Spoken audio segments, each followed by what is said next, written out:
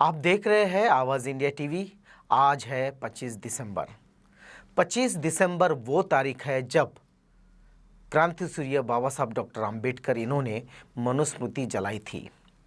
आइए हम जानें कि मनुस्मृति क्यों जलाई गई। मनुस्मृति इस पुस्तक में ऐसा हलाहल विष भरा है कि जिसके चलते इस देश में कभी भी राष्ट्रीय एकीकरण का पौधा पुलपित और पल्लवित नहीं हो सकता। वैसे तो इस पुस्तक में सृष्टि की उत्पत्ति की जानकारी भी दी गई है, लेकिन असलियत यह सब अज्ञानी मन के तुतलाने से अधिक कुछ भी नहीं है। मनुस्मृति में बढ़ चढ़कर ज्ञान की डींगे बगारी गई है। उसका असली उद्देश्य जातिवाद का निर्माण और स्त्री को निंदनीय तथा निम्न बताना भर है।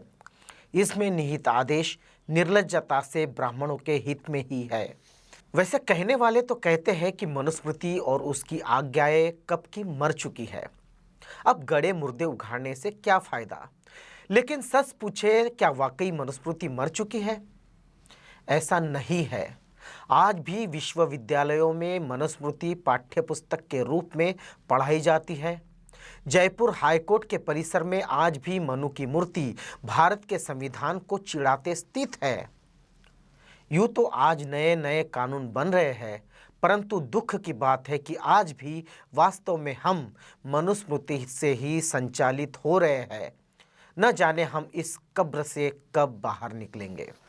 प्रश्न है कि डॉक्टर बाबा साहब अंबेडकर ने आखिर ये पुस्तक क्यों जलाई? इसका उत्तर साफ है कि जिस कारण महात्मा गांधी ने अनगिनत विदेशी कपड़े जलवाए थे, धर्मशास्त्र माने जाने वाले इस कुकृत्य को नष्ट करने के लिए क्या इसे जलाना अनिवार्य नहीं था? कहने वाले कहते हैं कि आज मनुस्मृति को कौन जानता और मानता है, इसलिए अब मनुस्मृति पर हाथ धोकर पीछे पड़ने से क्या फायदा। यह एक मरे हुए सांप को मारना है। हमारा कहना है कि कई सांप इतने जहरीले होते हैं, उन्हें सिर्फ मारना ही पर्याप्त नहीं समझा जाता, बल्कि उसके मृत शरीर से निकला जहर किसी को हानि न पहुंचा दे, इसलिए उसे जलाना भी पड़ता है। वैसे मनुस्मृति जैसी घटिया किताब की तुलना बेचारे सांप से करना मुझे अच्छा नहीं लग रहा। बेचारे सांप तो यूं ही बदनाम है और अधिकांश तो यूं ही मार दिए जाते हैं। फिर भी सांप के काटने से एकाध आदमी ही मरता है, जबकि मनुस्मृति जैसे ग्रंथ तो दीर्घ काल तक पूरे समाज को डस लेते हैं। क्या ऐसे कृतियों को अंत्येष्टि यथासंभव किया जाना अनिवार्य नहीं है? क्या इसे जलाना अनिवार्य नहीं है? वैसे मनुस्मृति के अलावा भी हिंदुओं की तमाम स्मृतियाँ और ग्रंथ में शूद्रों, जिसे आज के ओबीसी और दलित कहते हैं, तथा महिलाओं को हीन दृष्टि से देखते हुए उनको ताड़न का अधिकारी बताया गया है।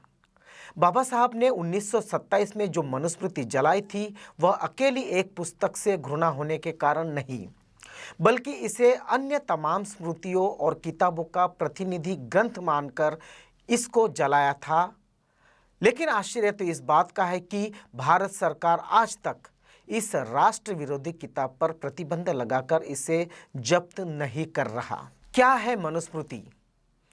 जिसे हम महिला कहते हैं, स्त्री कहते हैं, उसका क्या स्थान है मनुस्मृति में, इसे भी हम देखते हैं। 1. मनुस्मृति का अध्याय 9 श्लोक 2 से 6 तक। पुत्री, पत्नी, माता या कन्या, युवा, वृद्धा किसी भी स्वरूप में नारी स्वतंत्र नहीं होनी चाहिए।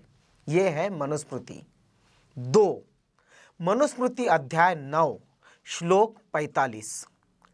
पति पत्नी को छोड़ सकता है, सूद यानी गिरवी पर रह सकता है, बेच भी सकता है, लेकिन स्त्री को इस प्रकार के अधिकार नहीं है। किसी भी स्थिति में विवाह के बाद पत्नी सदैव पत्नी ही रहती है, वो इंसान नहीं रहती। यही है मनुस्मृति। 3. मनुस्मृति अध्याय 9 श्लोक 416।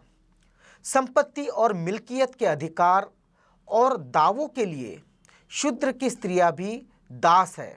स्त्री को संपत्ति रखने का अधिकार नहीं है, स्त्री को संपत्ति का मालिक उसका पति, पुत्र या पिता है। 4. मनुस्मृति अध्याय 8 श्लोक 299। ढोर, गवार, शूद्र और नारी ये सब ताड़न के अधिकारी है, यानी नारी को ढोर की तरह मार सकते हैं। तुलसीदास पर भी इसका प्रभाव देखने को मिलता है। वे भी लिखते हैं, शूद्र, गवार, ढोर, पशु, नारी ये सब ताड़न के अधिकारी। 5. मनुस्मृति अध्याय 2 श्लोक 66 और अध्याय 9 श्लोक 18। असत्य जिस तरह अपवित्र है उसी भांति स्त्रियां भी अपवित्र है, यानी पढ़ने का, पढ़ाने का, वेद मंत्र बोलने का या उपनयन को स्त्रियों का अधिकार नहीं है। 6. मनुस्मृति अध्याय 11 श्लोक 36 और 37। स्त्रियां नरकगामिनी होने के कारण वह यज्ञ कार्य या दैनिक अग्निहोत्र भी नहीं कर सकती। इसलिए कहा जाता है नारी नरक का द्वार है। लेकिन हम जब स्त्रियों को देखते हैं, जिस धर्म में स्त्रियों को नरक का द्वार कहा जाता है, वे स्त्रियां इस धर्म के आदी हो गई है। सुबह से लेकर शाम तक मंदिरों में लाइन लगाकर खड़ी होती है। 7. मनुस्मृति अध्याय 4 श्लोक 205 और 206। यज्ञ कार्य करने वाली या वेद मंत्र बोलने वाली स्त्रियों से किसी ब्राह्मण भी भोजन नहीं ले सकता। स्त्रियों ने किए हुए सभी यज्ञ कार्य अशुभ होने से देवों को स्वीकार नहीं है। एक तरफ यह धर्म स्त्रियों को देवी कहता है और दूसरी तरफ यह कहता है कि इनके द्वारा की गई पूजा अर्चा देवों को स्वीकार नहीं है, फिर भी महिलाएं मंदिर में क्यों जाती है, ये समझ से परे है। 8. अध्याय 2 श्लोक 214। मनुस्मृति के मुताबिक तो स्त्री पुरुष को मोहित करने वाली है, यानी स्त्री जो होती है वो पुरुष को मोहित करती है, पुरुषों का कोई दोष नहीं होता। 9. अध्याय 2 श्लोक 214। स्त्री पुरुष को दास बनाकर पदभ्रष्ट करने वाली है। देखिए, जबकि इस धर्म ने स्त्री को दास बनाया है, लेकिन मनुस्मृति कहती है कि स्त्री पुरुषों को दास बनाती है। 10. अध्याय 2 श्लोक 215। स्त्री एकांत का दुरुपयोग करने वाली है। यह है धर्म, यह है मनुस्मृति। जो स्त्री सुबह 6 बजे उठती है और रात 11 बजे तक काम करती है, खाना बनाती है, कपड़े धोती है। आजकल आधुनिक युग में जो स्त्री है वो बाहर काम के लिए भी जाती है, अर्थार्जन भी करती है, फिर भी अगर स्त्री एकांत का कुछ उपयोग करे तो धर्म को मंजूर नहीं, और कहता है कि स्त्री एकांत का दूर उपयोग करने वाली है। 11. अध्याय 9 श्लोक 114। स्त्री संभोग के लिए उम्र या कुरूपता को नहीं देखती। देखिए कितना घृणित लिखा गया है महिलाओं के बारे में, जो हमारे देश की आधी आबादी है, हमारे बहनें हैं, हमारी माताएं हैं, हमारी पत्नी है, हमारी प्रेयसी है, उसके बारे में इस तरह से लिखा जाना हमें मंजूर नहीं। आगे देखते हैं 12। स्त्री चंचल और हृदयहीन होती है, पति की ओर निष्ठा रहित होती है। यह लिखा है अध्याय 2 श्लोक 115 में। इसमें कहा है कि चंचल, हृदयहीन और निष्ठा रहित। फिर हमारे घर को संभालते हैं, हमारे व्यवसाय को संभालती है, हमारी संपत्ति को संभालती है, हमारे मवेशियों को संभालती है, हमें संभालती है, हमारे बेटों बेटियों को संभालती है, तब उसकी निष्ठा नहीं होती है। यह है मनुस्मृति। अब आगे देखते हैं 13. अध्याय 9 श्लोक 17। केवल शैया, आभूषण और वस्त्रों को ही प्रेम करने वाली होती है स्त्री। वासनायुक्त होती है, बेईमान होती है, ईर्ष्याखोर होती है और दुराचारी होती है। ये सब लिखा है मनुस्मृति में महिलाओं के प्रति कि वे केवल शैया से प्यार करती है, केवल आभूषणों से प्यार करती है, वो निष्ठावान नहीं होती। 14. सुखी संसार के लिए स्त्रियों को कैसे रहना चाहिए, इसके बारे में मनु कहता है अध्याय 5 श्लोक 115 में। स्त्रियों को जीवन भर पति की आज्ञा का पालन करना चाहिए। आगे लिखता है मनुस्मृति अध्याय 5 श्लोक 154 में, पति सदाचारहीन हो, अन्य स्त्रियों से आसक्त हो, दुर्गुणों से भरा हुआ हो, नपुंसक हो, जैसा भी हो, फिर भी स्त्री को पतिव्रता बनकर उसे देवों की तरह पूजना चाहिए। वाह वाह मनु महाराज वाह, क्या लिखते हैं आप स्त्रियों के प्रति, और हमारी स्त्रियां आपके इस धर्म को मानती है, मंदिरों में जाती है। आगे देखते हैं कि वर्णानुसार कैसे कैसे कार्य करने चाहिए, वो भी मनु महाराज ने लिख के रखा है। वो लिखता है, महातेजस्वी ब्रह्मा ने सृष्टि की रचना के लिए ब्राह्मण, क्षत्रिय, वैश्य और शूद्र को भिन्न भिन्न कर्म के लिए तैयार किया है। श्लोक 87 अध्याय 1 में मनु लिखता है, पढ़ना, पढ़ाना, यज्ञ करना, कराना, दान लेना सब ब्राह्मण के कर्म है, ये सिर्फ ब्राह्मण ने करना चाहिए। अध्याय 1 श्लोक 89 में मनु महाराज लिखता है, प्रजा रक्षण, दान देना, यज्ञ करना, पढ़ना, यह सब क्षत्रिय को करने के कर्म हैं। यानी कि ब्राह्मण और क्षत्रिय जिस तरह ऊंचे हैं, तो ये कर्म उन्होंने करना चाहिए। अध्याय 1 श्लोक 90 में मनु लिखता है, पशुपालन, दान देना, यज्ञ करना, पढ़ना, सूद यानी ब्याज लेना, ये वैश्य को करने के कर्म हैं। अध्याय 1 श्लोक 91 में मनु महाराज लिखता है, द्वेष भावना रहित आनंदित होकर उपयुक्त तीनों वर्णों की निस्वार्थ सेवा करना, यह शूद्रों का कर्म है। शूद्र यानी दलित नहीं, शूद्र यानी होते हैं ओबीसी, जिसे हम आज कहते हैं, जिनमें तेली, कुंबी, माली, ये सारी जो जातियां हैं जो खुद को ऊंची जात समझती है और इस धर्म को मानती है, उनके प्रति इस धर्म में लिखा है कि ये शूद्र है और इन्होंने तीनों वर्ग की निस्वार्थ सेवा करनी चाहिए। अब देखते हैं प्रत्येक वर्ण के व्यक्तियों के नाम कैसे होने चाहिए, उसका भी एक विशिष्ट ढांचा मनुस्मृति में मनु महाराज ने कर रखा है। जैसे अध्याय 2 श्लोक 31 और 32 में ब्राह्मण का नाम मंगल सूचक होना चाहिए। उदाहरण शर्मा या शंकर यानी जो ऊंचे नाम होते हैं वो ब्राह्मण के होना चाहिए। क्षत्रिय का नाम शक्ति सूचक होना चाहिए, जैसे सिंह। जैसे हम लोग दलित कोई सिंह लगा ले तो इन्हें बुरा लगता है, कोई दलित मूछ बढ़ा ले अपनी तो इन्हें बुरा लगता है। तो यह है मनुस्मृति। लिखते हैं आगे कि वैश्य का नाम धनवाचक, पुष्टियुक्त, जैसे शाह, इस तरह के नाम वैश्यों के होने चाहिए।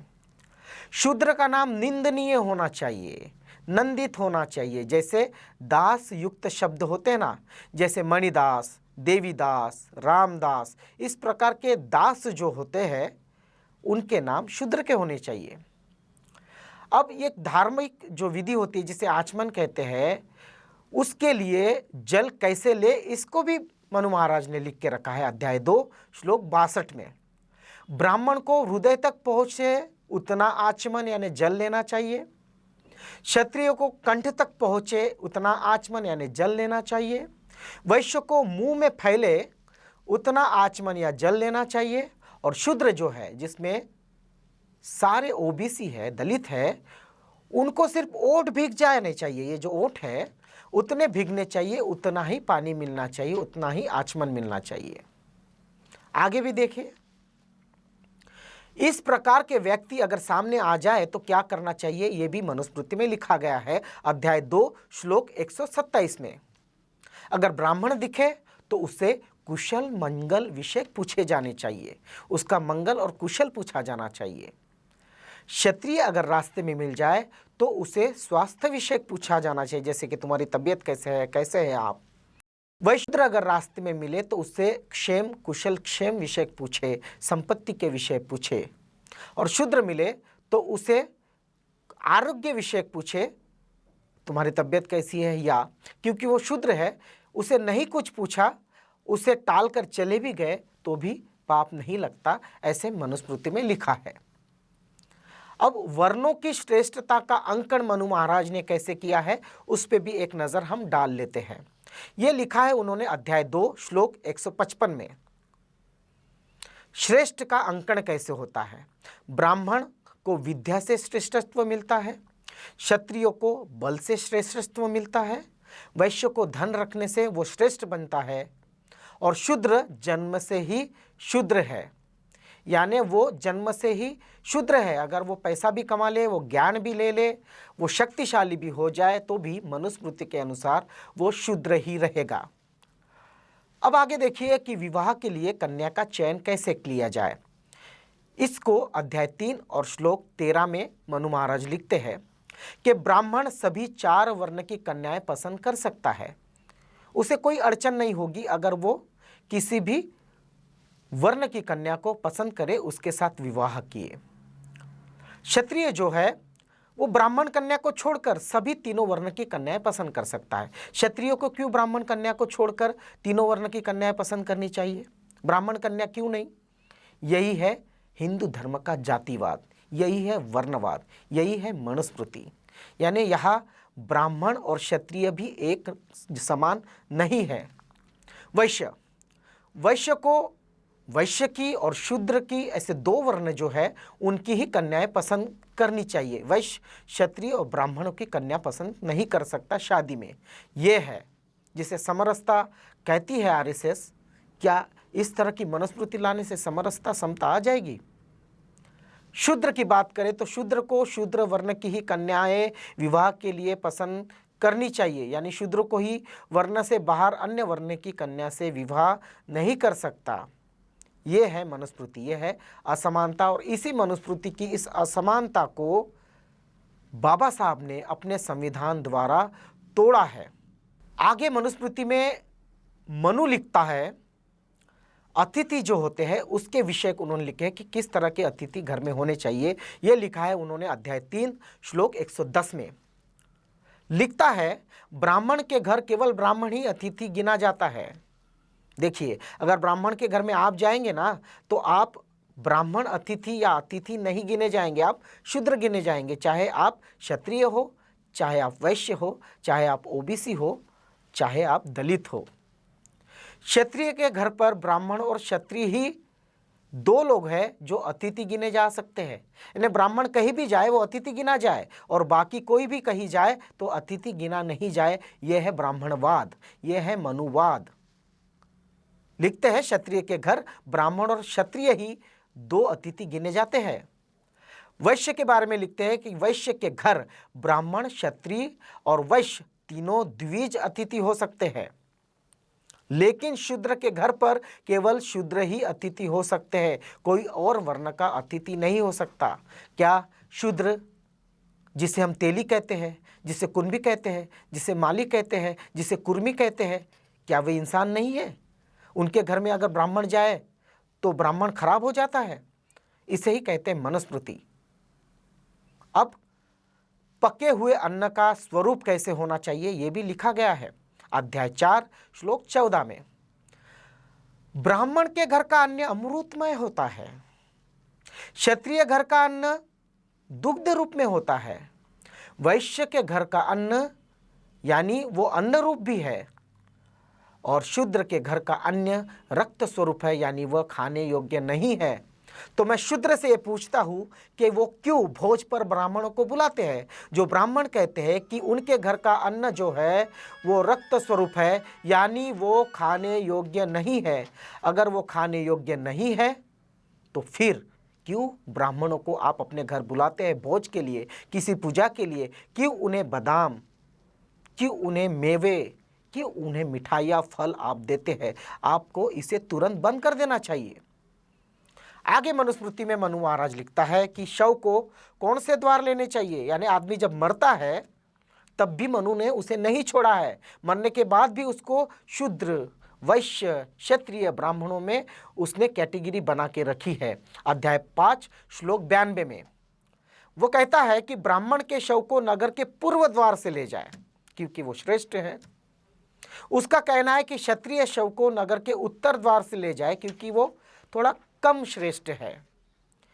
वे और आगे कहता है कि वैश्य के शव को पश्चिम द्वार से ले जाए क्योंकि वो थोड़ा सा और श्रेष्ठ है। शूद्र के शव को दक्षिण द्वार से ले जाए क्योंकि दक्षिण दिशा ये अपवित्र दिशा है। शूद्र अपवित्र है, यानी जितने भी कुर्मी है, जितने भी ओबीसी है, जितने भी माली है, जितने भी कुंभी है, जितने भी तेली है, ये सब शूद्र है और इन्हें दक्षिण द्वार से ले जाना चाहिए। अब आगे देखिए, मनुस्मृति में अध्याय 8 श्लोक 113 में मनु ने लिखा है कि सौगंध भी कैसे लेनी चाहिए। जो हम सौगंध लेते हैं, हम कहते हैं कि आपकी कसम मैंने झूठ नहीं बोला, वो कैसे ली जाती है। ब्राह्मण को सत्य के रूप में, क्षत्रिय वाहन के, वैश्य ज्ञाय और व्यापार स्वर्ण के, और शूद्र को अपने पापों की सौगंध दिलवानी चाहिए। यानी शूद्र हमेशा पापी होता है, उसको पाप में ही रहना है और उसे अगर शपथ भी लेने हैं तो पाप के नाम से लेनी चाहिए। महिलाओं के बारे में मनुस्मृति क्या कहती है वो तो आपको पता है, हमने बताया भी है। लेकिन महिलाओं के साथ अगर गैर कानूनी संभोग किया गया, बलात्कार किया गया, तो उसके बारे में भी मनु महाराज अपने कानून के आधार पर अध्याय 8 श्लोक 374, 375 और 379 में लिखते हैं कि ब्राह्मण अगर असंवैधानिक गैर कानून संभोग करे तो सिर मुंडन करे, यानी उसे सजा नहीं, वो सिर मुंडन करे। वैसे ही ब्राह्मणों का सिर मुंडा हुआ होता है, क्या सिर मुंडन करेगा, यानी इसे कोई कानून नहीं करेंगे, इसको कोई सजा नहीं कहेंगे। अगर ब्राह्मण गैर कानून संभोग करे, बलात्कार करे तो सिर्फ उसका मुंडन होगा। क्षत्रिय अगर असंवैधानिक गैर कानूनी संभोग करे तो 1000 का दंड उसको दिया जाए। मनुस्मृति भी 1000 दंड करे, ये है मनुस्मृति, यानी ये भी कोई सजा नहीं है, ये कोई शिक्षा नहीं है। वैश्य अगर असंवैधानिक गैर कानूनी संभोग करे तो उसकी संपत्ति छीन लेनी चाहिए और 1 साल के लिए कैद और बाद में देश निष्कासित। यह है मनुस्मृति। क्या इससे उस महिला को न्याय मिल रहा है? अब शूद्रों के बारे में क्या कहता है? शूद्र अगर गैर कानूनी संभोग करे तो उसकी सभी संपत्ति को छीन लिया जाए और उसका लिंग काट लिया जाए। शूद्र अगर द्विज जाति के साथ गैरकानूनी संभोग करे तो उसका एक एक अंग काट के उसकी हत्या कर दी जाए। यह है असमानता का कानून। इसी नकारने के लिए बाबा साहब ने मनुस्मृति को जलाया और संविधान में सबको समान न्याय की योजना बनाई। आगे लिखते हैं मनु महाराज हत्या के आरोप के बारे में कि हत्या के अपराध में कौन सी कार्रवाई हो। अध्याय 11 श्लोक 126, ब्राह्मण की हत्या यानी ब्रह्म हत्या महापाप है। ब्रह्म हत्या करने वालों को उसके पाप से कभी मुक्ति नहीं मिलती, यानी ब्राह्मण की हत्या हो जाए तो उसे महापाप कहा जाएगा। क्षत्रिय की हत्या करने से ब्रह्म हत्या का 4थे हिस्से का पाप लगता है। यानी आप समझ सकते हैं, क्षत्रिय जो है वो समझ सकते हैं कि ब्राह्मणों ने क्षत्रियों को भी किस तरह शूद्र ही बना के रखा है। ब्राह्मण की हत्या हो तो महापाप और क्षत्रिय की हत्या हो तो ब्रह्म हत्या का 4थे हिस्से का पाप। वैश्य की हत्या करने से ब्रह्म हत्या का 8वें हिस्से का पाप। वाह, यानी वैश्य भी ब्राह्मण के सामने शूद्र ही है। जो वैश्य खुद को ब्राह्मण समझते हैं या क्षत्रिय खुद को बहुत बड़ा एक बड़ी जाति का समझते हैं, बड़े वर्ण का, वो समझ ले इस बात को कि उनकी हत्या होती है तो 8वें हिस्से का पाप लगता है। शूद्र की हत्या करने से ब्रह्म हत्या का 16वें हिस्से का पाप लगता है। यानी शूद्र की जिंदगी बहुत सस्ती है। शूद्रों, जिसमें तेली है, कुंभी है, माली है, कुर्मी है, तमाम जो ओबीसी जाति है, सुनो, शूद्र की हत्या करने से ब्रह्म हत्या का 16वें हिस्से का पाप लगता है। यानी तुम्हारी शूद्रों की जिंदगी मनुस्मृति के अनुसार शूद्र है। इस प्रकार के क्रूर और रोंगटे खड़े देने वाले विधान लिखे गए हैं मनुस्मृति में। मनु के इस अमानवीय विधानों से भारत का हाथी जैसा मूल बहुसंख्य समाज जो है वो मानव होते हुए भी पशु के समान जीवन जीने को मजबूर हो गया था। मनु के आर्थिक प्रतिबंधों के कारण शूद्र और अतिशूद्र समाज मरे हुए जानवरों से भी सड़े से सड़े मांस को नोचकर खाने को मजबूर। रिपीट। मनु के आर्थिक प्रतिबंधों और कारण रिपीट मनु के आर्थिक प्रतिबंधों के कारण शूद्र और अतिशूद्र समाज मरे हुए जानवरों के सड़े से सड़े मांस को नोचकर खाने पर मजबूर हो गया था। मनु द्वारा ब्राह्मणों को दिए गए विशेष अधिकारों ने ब्राह्मणों में शूद्र और अछूतों के प्रति निर्ममता और अमानवीयता का भाव भर दिया था। मनु विधान में वर्णित मूर्ख, गवार और कुकर्मी ब्राह्मण भी मूल निवासियों पर आधिपत्य स्थापित कर उन्हें जीवन भर गुलाम बनाने के लिए उनको कई हजार जातियों में बांट दिया था। शूद्र अर्थात पिछड़ी जातियां जो कम से कम 3742 और अतिशूद्र जातियां 1500 और 1000 जातियों में ब्राह्मणों ने बांट दी थी। ब्राह्मणों ने मूल निवासियों को न केवल जातियों में विभक्त किया बल्कि उनमें ऊंच नीच का भेदभाव भी पैदा किया ताकि इन जातियों में आपस में फूट पड़ी रहे और वे उन पर राज करता रहे। महामानव महान सामाजिक क्रांतिकारी ज्योतिराव फुले का कहना था कि अंग्रेजों और मुसलमानों ने तो हमारे शरीर को ही गुलाम बनाया था, परंतु ब्राह्मणों ने तो हमारी चेतना को ही गुलाम बना डाला था। इस प्रकार मनु के विधान के फलस्वरूप समाज में जातिवाद, ऊंच नीच, छुआछूत, पैतृकता, पेरोहिताई, वर्णवाद, कर्मकांड का वातावरण पूरे देश में फैल गया। इससे केवल ब्राह्मणों को ही लाभ हुआ तथा शूद्रों को घोर अपमान सहन करना पड़ा। उनमें हीनता का भाव पनप गया। ब्राह्मणों द्वारा भाग्यवाद, पुनर्जन्मवाद और ईश्वरवाद के बिछाए जाल में पूरा बहुजन समाज फंस कर रह गया। अपने मान और सम्मान के प्रति संवेदना नष्ट कर बैठा। उनमें एक अच्छा इंसान बनने की चाहत समाप्त हो गई। ये सब मनु द्वारा रचित मनुस्मृति के कारण हुआ और इसीलिए बाबा साहब ने 25 दिसंबर को मनुस्मृति को जलाया, मनुस्मृति को जलाकर राख किया और सबको न्याय मिले, सबको समता मिले और मैत्री का वातावरण हो, जातियाँ समाप्त हो, इसलिए आंदोलन चलाया और भारतीय संविधान को विहित किया। भारतीय संविधान को देश के लिए लिखा, समर्पित किया और उसी संविधान के बदौलत आज हम स्वतंत्र हैं, न्याय की संभावना रखते हैं और सभी अधिकारों को अपना मान सकते हैं। आप देख रहे हैं आवाज़ इंडिया टीवी।